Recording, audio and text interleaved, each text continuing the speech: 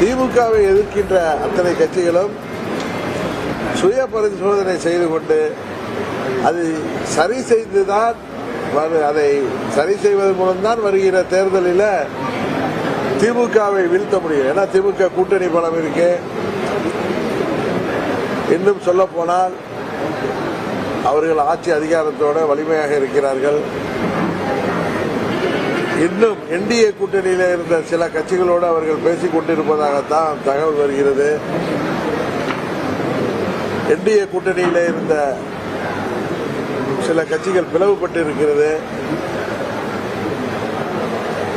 இன்னொன்று தவேக என்ற புதிய வரவு வேறு இருக்கிறது. இதையெல்லாம்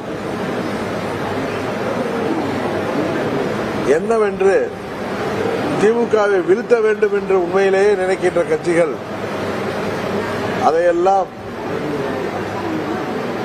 உறுதியாக சரி செய்யவில்லை என்றால் திமுகவை வீழ்த்துவது மிகவும் கடினமாக இருக்கும் என்பது நான் யதார்த்தமாக சொல்கிறேன். அதுக்காக திமுகவோட கூட்டணி போறேன் அப்படி இப்படின்லாம் சொல்லல.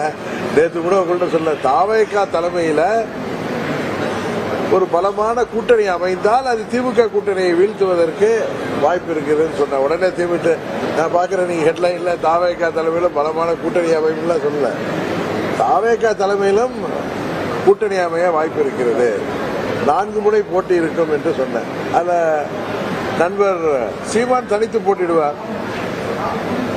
தேசிய ஜனநாயக கூட்டணி, ஆளும் கட்சி திமுக கூட்டணி, அதை தாண்டி தவேக தலைமையில் ஒரு கூட்டணி அமைவதற்கு வாய்ப்பு இருக்கிறதுனா அண்ணன் செங்கோட்டையன் போன்ற மூத்தவர்கள் எல்லாம் இன்றைக்கு அந்த இயக்கத்திலே இணைந்து அவர் கூட்டணிக்காக பல முயற்சிகள் செய்வதை நாம் கேள்விப்படுகிறோம்.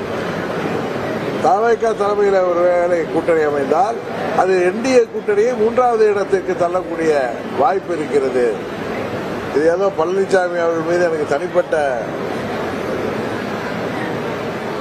வருத்தத்தினால சொல்லல, யதார்த்தத்தை சொல்றேன். இப்ப நான் பேசுறது எல்லாமே யதார்த்தத்தை பேசுகிறேன்.